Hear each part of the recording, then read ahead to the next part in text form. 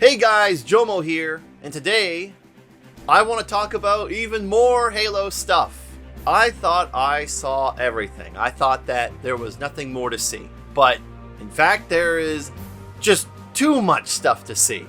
If you haven't watched the first part, I highly recommend you check that out, and for all those of you who have watched it, thank you so much for your comments and liking it, and please think about subscribing to the channel if you haven't already.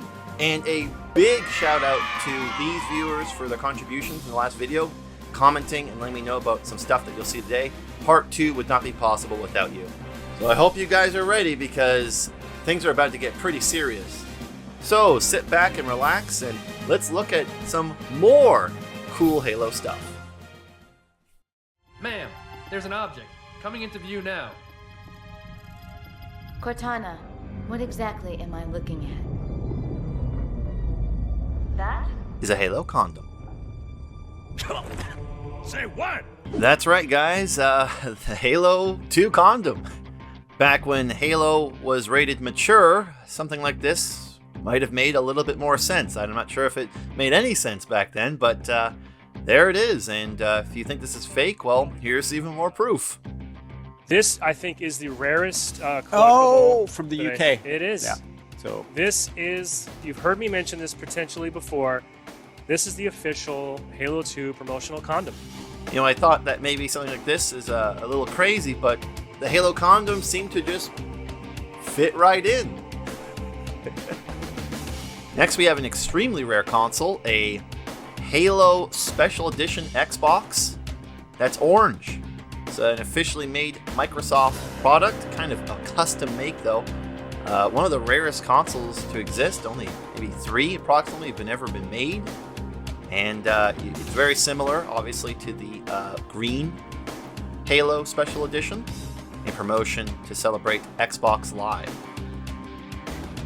Halo kiosks are just something special. You know, you'd see these in various retail stores, giving people a chance to play the games and hold the control in their hands. And you know, once they're served their purpose, you know, where they go, in the trash typically, or into the hands of collectors. Now, I know not exactly a Halo collectible per se, except for ones that have Halo merchandising and imagery on it. You have some older ones, but these are just a little too cool for me not to mention, especially the ones that have the Halo imagery on it. These devices might have been the first image or experience a lot of people had ever coming across Halo or even knowing what it was. So definitely something to include in the list, and just really cool to look at these things after all these years. Now, I'll briefly mention this. I'm actually planning to make a larger video on this subject, but there are the Halo Team Raven arcade systems, and they vary in size and player amount, and I will again make a little bit more of a mention in a later video. Next, we have the Halo Infinite AMD Radeon RX 6900 XT graphics card. Graphics cards are expensive as they are, but if you add a little bit of a Halo limited edition to it, and yeah, it's going to be even more expensive. So kind of cool. Thought I'd mention this. Not really a collectible you're going to be able to see because it's going to be inside of a computer, but pretty neat. Now, last time I did mention the Halo Zune Special Edition, and one thing I neglected to mention was that there was a lot of software included in the Zune upon purchasing it, including a special episode of Red vs. Blue. Hello! If you're watching this video, then you must be holding your brand new Zune player. But there is another special edition version of the Zune, Halo 3 version, Military Edition. Allegedly, some were given to American soldiers, and others were offered for purchase at military stores if you had a military ID. Now, there is the Halo Reach countdown box, but there's also a Halo 4 countdown box as well. Pretty much does the same thing, and yeah, it's pretty cool. A little bit bigger, I think, in terms of height. And while I was in Calgary, Alberta, Canada, visiting a friend, came across this really cool Halo Combat Evolved standee. I was not planning on making another part, so I wish I could have asked the store owner to bring it down and get some better shots of it. But yeah, it's the first one I've ever seen in person or online. So yeah, there were standees all the way back when Halo Combat Evolved came out. Halo 3 had a lot of merchandise, and one of these was the mini fridge. This one would be awesome in any gaming room. I mean, like, it's, you got Mountain Dew, you got Halo Master Chief there, it's all there, And they have a very similar style of icebox / coolers that pretty much have the same kind of imagery on them as well. Here we have the Halo 3 official Ibanez Xiphos guitar. According to the owner of this one, only 20 exist, and it's pretty rockin'. I mean, like, it's got that Halo 3 kind of texture to it, and with how limited they are, I mean, this is something extremely rare and special when it comes to Halo 3 collecting. This next one's gotta be one of the coolest Halo collectibles just that will ever exist. Over the years, some of you may have come across this image of this Halo 2 vending machine and maybe wondered what happened to it. It's actually a vending machine that was signed by a lot of the developers of Halo 2, kind of in celebration for their accomplishments of how well the game sold and performed.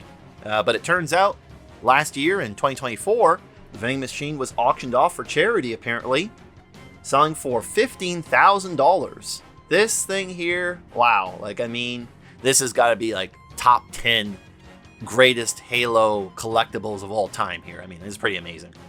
So next we have some Mountain Dew cases. Halo has a long history with Mountain Dew and lots of advertising for it. We also have some Rockstar energy drinks, as well as some advertisement for some slushies. I know that in the Halo brand, if you bought it brand new, you would get a kind of a free Slurpee, I think.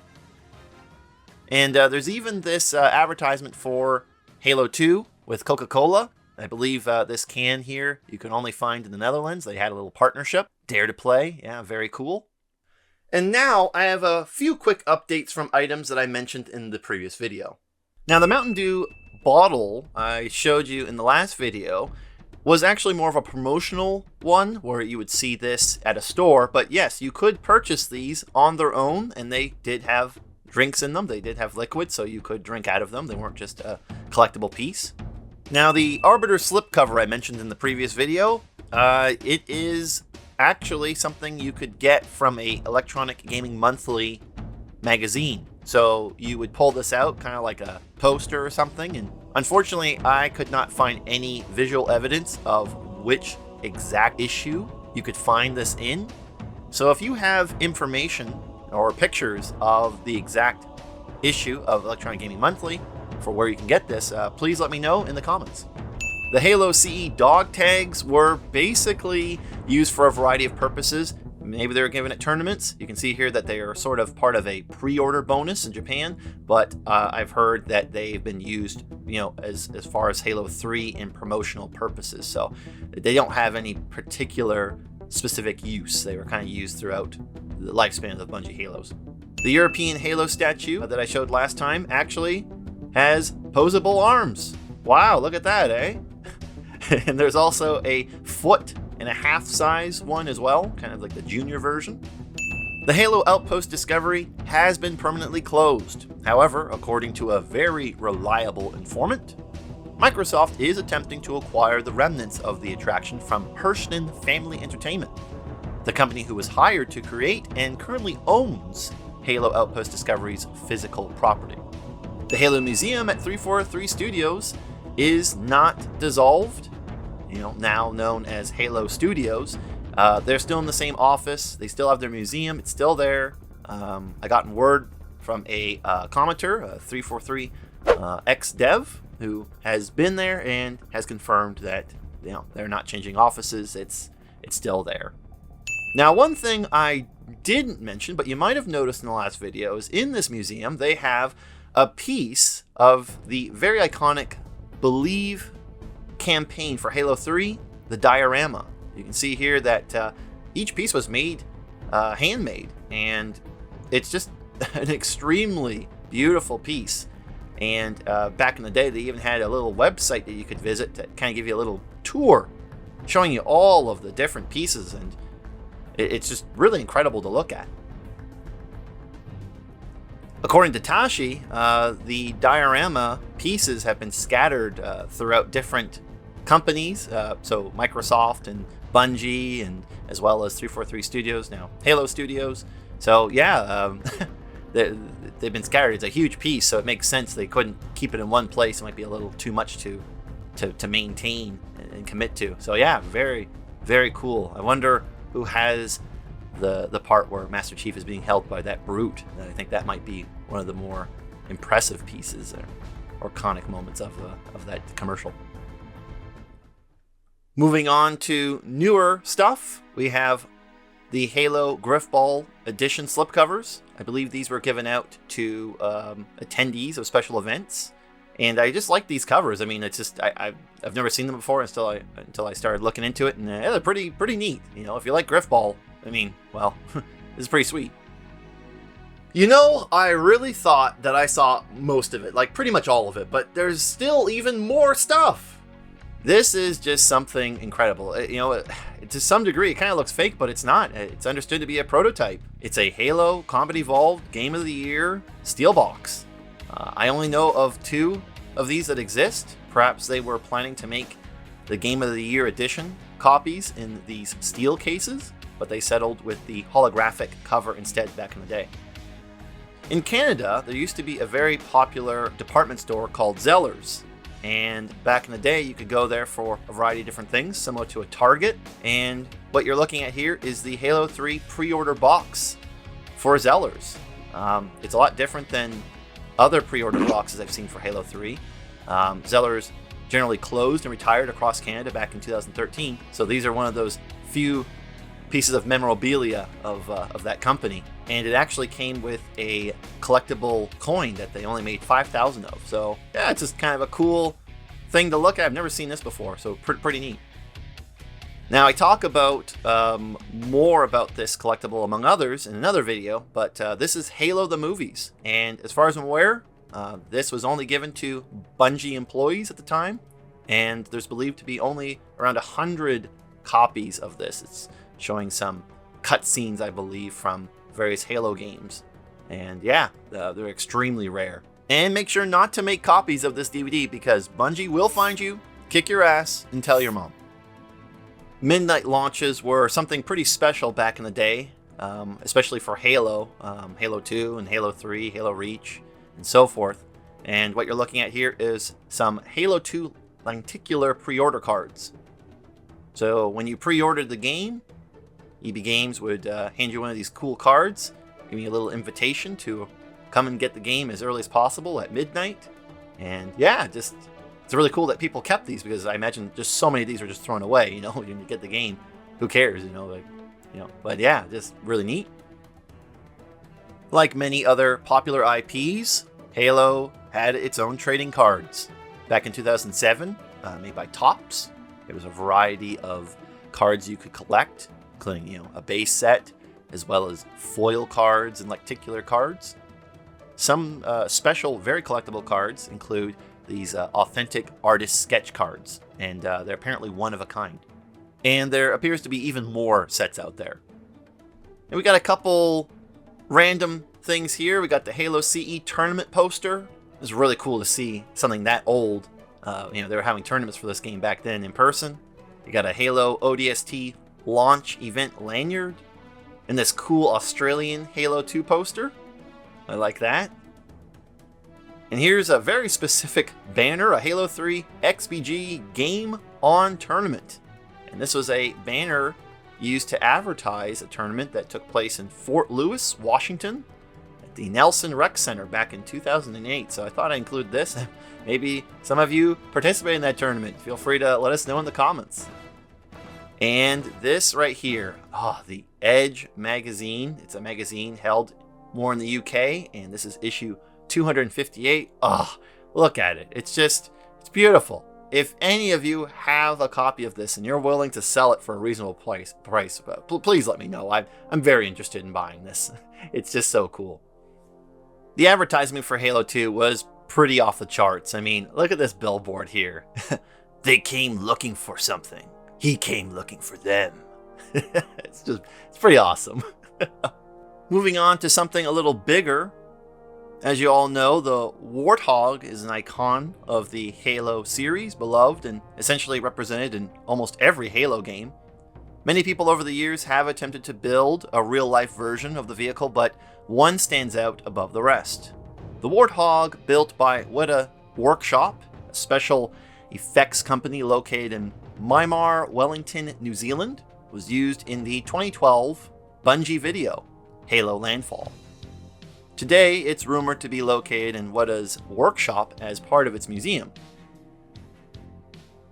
This company also helped to build other Halo props as well, including these two Halo Reach mongooses. Some of you might remember these.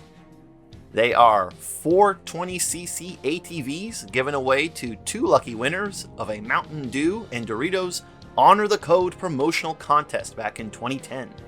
No idea where these landed, but if you have any information, or maybe you actually won this thing, or you got some pictures of yourself with it, feel free to let us know in the comments. I'd love to know about what happened to these things. Before Halo 2's release, there was a lot of imagery, and one of them was this Halo 2 E3 poster, currently being offered at Heritage Auctions to be auctioned off. Very cool piece. You can even see a lot more detail when you zoom in. Kind of looks a little bland initially, but when you get in closer, you can see there's a lot more details. And many years ago, there was an auction being held for charity with the same poster, but signed by a variety of developers. And it sold for around $1,700. I get the impression that this would be worth a whole lot more nowadays. I mean, that's very similar in some ways to that vending machine, just really cool. The Halo franchise and Bungie are no strangers to charities, and it's not unusual for Halo collectibles to be auctioned for this purpose. I don't have anything specific to show you, but I did want to mention how a variety of concept art has been auctioned for charity, sometimes one-of-a-kind pieces. And just so you know, Bungie does have its own charity foundation. This was quite a surprise when I came across this, Mustard brand Halo-inspired UNSC clothesline. I don't know really too much to say about it. It was some type of promotional thing, and I guess you could look like a UNSC operative of some kind with these clothes. I mean, they look all right. It's kind of cool, but it's a little, I don't know. It's just, I've never heard of this, so it's weird, but it's pretty cool. I mean, this is neat. And here we have the Halo Action Clicks Scarab. This thing is massive.